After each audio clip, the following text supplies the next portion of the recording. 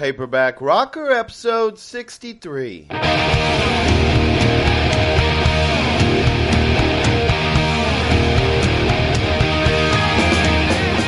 Hey, this is Matt Severson, the Paperback Rocker, and I'm broadcasting from my 6x9-foot cinder block shack in the desert of northern Mexico, southern Texas.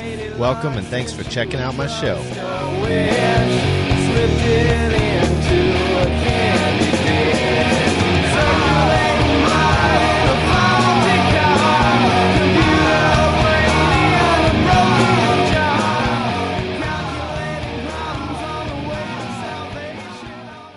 Broadcasting from Texas, y'all. Hey everybody, what's up? It's your old friend Matt, and I'm back again, somewhat recovered from illness, with my Blue Whiskey audiobook podcast, aka the Paperback Rocker Show.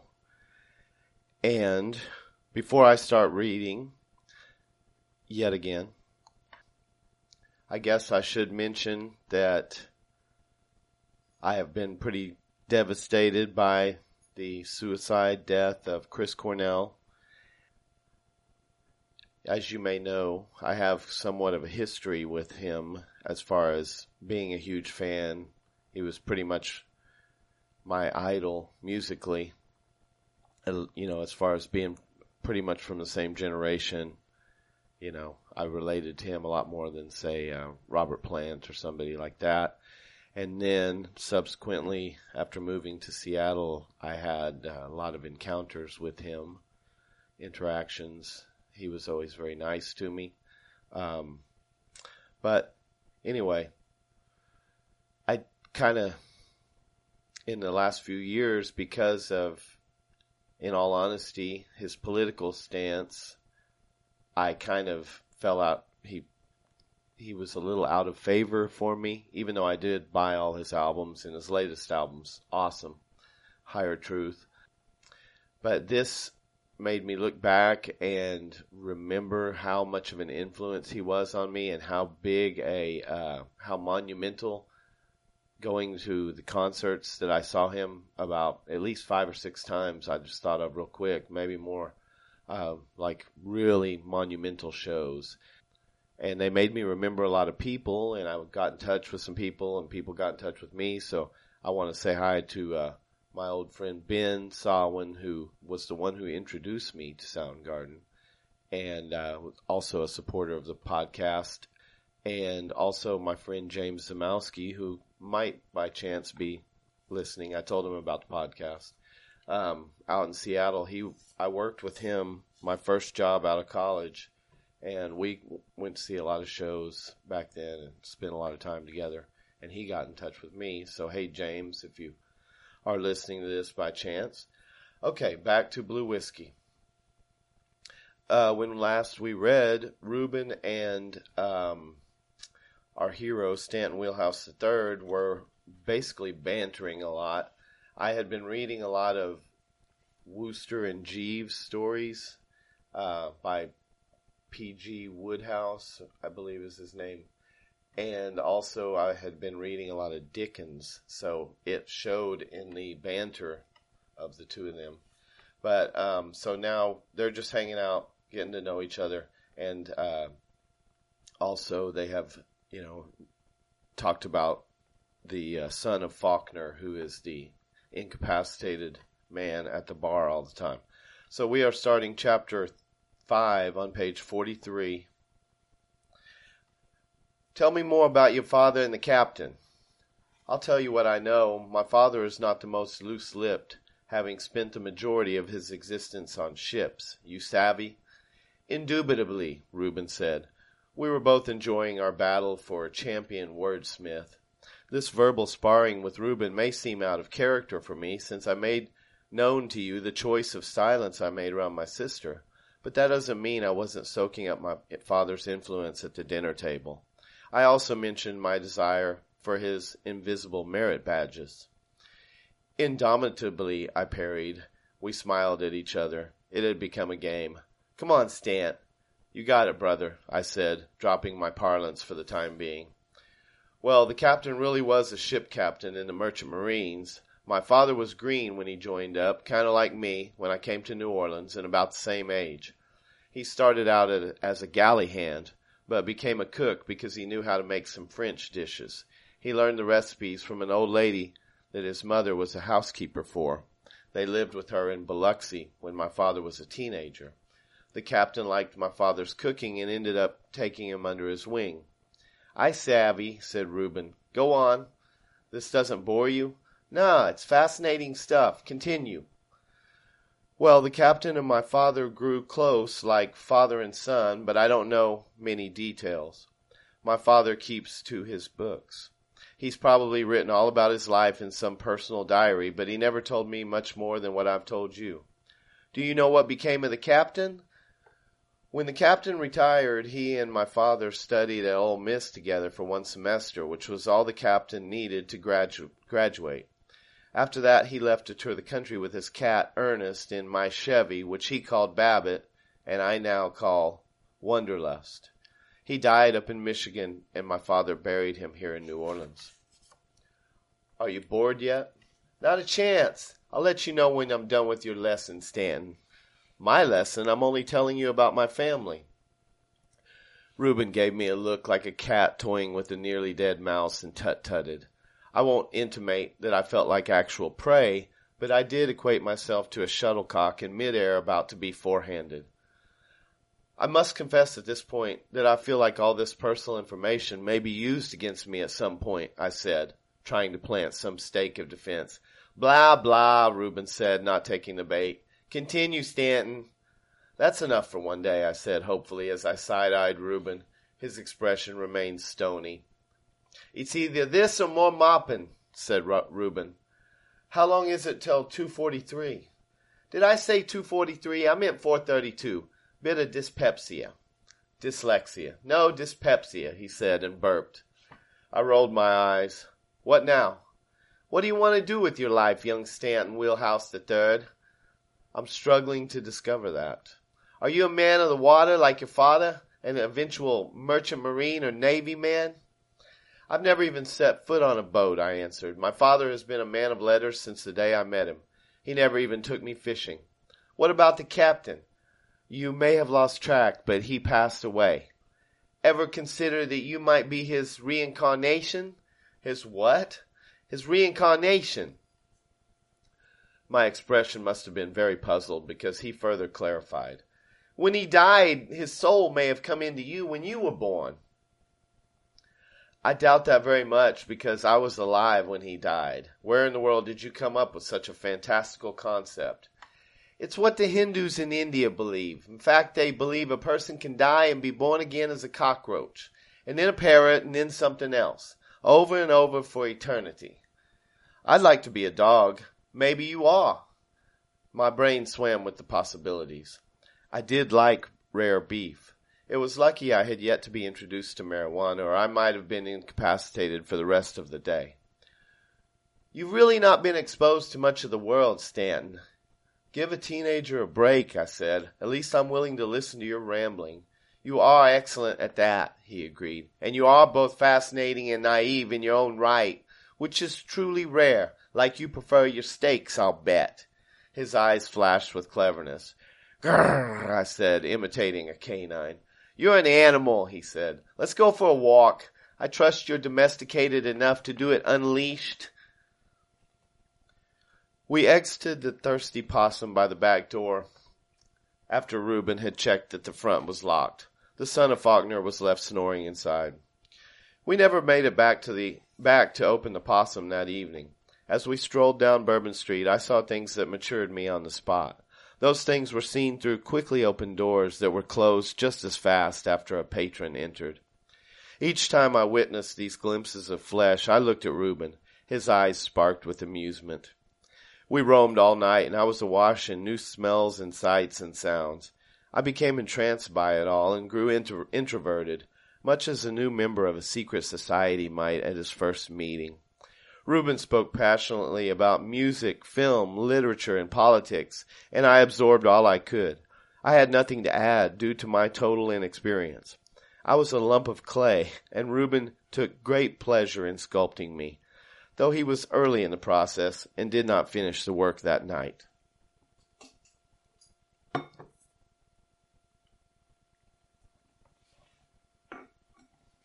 Reuben seemed to know everyone, and I was never questioned about my age, as I was served many drinks. I did look older than my real age, as I have mentioned. The next morning I woke on my back in a booth at the Thirsty Possum with my first hangover, and it was one for the ages. The booth was short and I was long, so my legs dangled from the bench seat, bent at the knees. I stood up and fell to the ground in pain. My lower legs had fallen asleep many hours before, and my body was sticking nervy pins into them to try to shock them to life. I laid on the floor, writhing in pain and trying to piece together the previous night's events. All that came to me were whirling images, which were like an impressionist painting in my mind. Finally, my legs felt better. That was when I noticed how much my brain ached. I walked behind the bar in search of a bottle of large aspirin, but found none. I went to the rear of the saloon and climbed the stairs to my master's quarters on my hands and knees. I located some Excedrin in the medicine cabinet in his bathroom and chewed 3 of them, gagging and coughing white powder. I made no effort to be quiet. Reuben was snoring at such a decibel level it felt like the whole building was expanding and contracting with each wheezing cycle. I hurried from the bathroom to go downstairs, but stopped when I saw a guitar leaning against the nightstand. It was of steel string, and it hadn't been there the other time I had been in the room. I stepped softly over like a thief and took it downstairs with me. For the first time since I'd seen him through the window quaffing an ale, the man at the bar was awake enough to interact with me. I supposed I had caught him during his daily hour of sobriety. He greeted me with a smile and an enthusiastic wave. I did not wave back, but assessed him for the first time. He looked like a derelict version of Clark Gable. He possessed an instantly recognizable sort of ragged charm. "Thanks for sharing your motor hotel, Stanton," he said. "How do you know my name?" I asked. "Haven't I been your near constant companion these last few days?" "But you've been tight as a drum the entire time," I said. "Nonsense, my boy, fit as a fiddle." I strolled over and sat on a stool 2 down from the man. His body odor influenced that choice. I leaned my head on the bar, in the usual posture of my new acquaintance. "I know a hangover when I see it," he said. "Not so loud," I pleaded, and shut my eyes tight, praying the Excedrin would start working. A short time later, the alleged son of Faulkner shook me awake by the shoulder. He had opened the windows at the front of the bar and flung wide the back door, and a pleasant breeze was passing through. The man was now behind the bar with a drink shaker in hand. "I've got just the thing for you, son," he said. "What the hell are you doing?" I responded. "The last thing on earth I want is another drink." The son of Faulkner laughed, shaking the canister with both hands beside his head. "It's the famous Faulkner family flu fix," he said. I was impressed by his alliteration. "I don't have the flu," I muttered. "You've got the Irish flu," he answered. "Drink this." He poured from the shaker and pushed a pint glass filled to the rim with the muddy concoction toward me. I brought it to my mouth and imbibed a ration. Lucky for me, the hangover had dulled my sense of taste. "You should have said chew up," I said, doing just that. The son of Faulkner laughed and raised a glass of the same to his own lips. "Bring me one, Faulkner," came my master's voice from above. "He smells it," said the son of Faulkner, smiling. I had yet to consider that. I brought my glass to a point I thought safe below my nose and wafted the odor toward it with my other hand. My God! "It's the secret ingredient that informs the signature bouquet," the son of Faulkner said. "Liverwurst." "It sure ain't liver best," I said, fighting back a fist of vomit. "And it's no longer a secret." "You're a lively one," he said. "I can see why Reuben likes you." "The drink!" came the heavenward voice. The son of Faulkner rushed away with a full glass of his liver juice. I stared into my own with resignation, downed it, then chewed my meat cud for some time. I picked up the guitar and strummed a C major chord. The intestinal floodgates I was struggling to fortify nearly let loose with it. A C chord is the sonic equivalent of a rainbow, and this one sounded like death. I chorded a G and shuddered. Restoring this guitar to working order was going to be difficult. I smiled at the thought of Maestro Segovia and went to work, herding very lost sheep. Eventually, I was finger-picking simple passages from Spanish operas to test the tuning. The hangover was gone, I happily realized. The drink had worked. I played some more festive warm-ups. "Good God, what is that beautiful sound?" came the overhead voice. I laughed and launched into a soothing yet intricate bolero called La Tempestade. Though I was lost in the performance of the piece, I perceived stomping steps descend from the second floor. My eyes were closed, and I ignored the distraction, just as if it were Tempest pounding on her vertical grand. When the movement was finished, I lifted my lids and saw Reuben standing behind the bar in the nude. "You're naked," I said. "Who cares about any of that, or this?" Reuben said with a gesture of the hand toward the area below his substantial belly. "Play another one like that." The son of Faulkner strode up beside Reuben and handed my master a bar towel, with the obvious intention of offering a cover. Reuben took the towel and used it instead to wipe hangover sweat from his brow. The breeze blowing through the thirsty possum was humid. "Get on with it," my master said. I closed my eyes with much pleasure and plucked a Segovia piece with relish. It had been a long minute since I held a guitar, and I was rather surprised that I had missed it. This time away from the instrument had dissipated my hatred. "Why didn't you tell me about this?" Reuben asked when I finished. "It didn't come up. What with all the talk of my father, my sister, and the captain. It's nothing anyway. I took a few lessons." "Damn your lessons, man," said Reuben. "You're a bloody savant." "Not so fast," I said. "I didn't write those. I only performed them. I'm no different than some stupid trained beast." That's what my sister says, and she's convinced me she's right. "Oh, is that so?" Reuben said. He reached for a swizzle stick and put it in his mouth to aid his thought process. "You've never written a song?" "Not a note." "Well, that is exactly what you need to do," he said. "Face your fear." "Damned right," added the son of Faulkner. "I'm not afraid of music," I said with the mildest conviction. "But I can't write a song. I haven't the slightest idea where to even start. Songs tell people great truths. I am without substance. It would be a waste and probably offensive, at least to artistic sensibilities, if not others." I was thinking about the way my father examined the writing of Faulkner and imagining my artistic output being inspected with a similar microscope. Reuben gnawed the swivel stick like a caffeinated rodent. "Damn it, Wheelhouse, you don't have a clue who you are." "I'll admit you're right," I said. "As you told me, I am only the sum of my influences, which are my father and mother and sister and my guitar lessons. And as I told you, I'm struggling to figure out who I am." "Opinions," Reuben shouted. "That's what you're lacking. Am I wrong, Wheelhouse?" "I don't know," I said. "You see, Faulkner," wailed my master. "I do, Reuben." Reuben said nothing for a time, but continued to work the swizzler with his teeth. "It's obvious I have to teach you," he said with the resignation and enthusiasm of a doomed man. "You are a blank slate, Stanton, a piece of stupid clay." "You said that many times last night," I said, remembering the phrase. "I most certainly did nothing of the sort, Wheelhouse."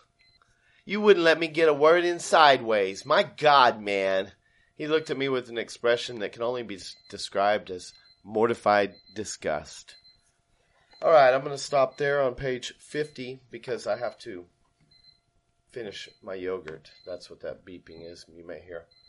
So, thanks for being with me, as always. And I hope you have a great day or two until the next episode. And I'll talk to you soon. The Paperback Rocker has signed off.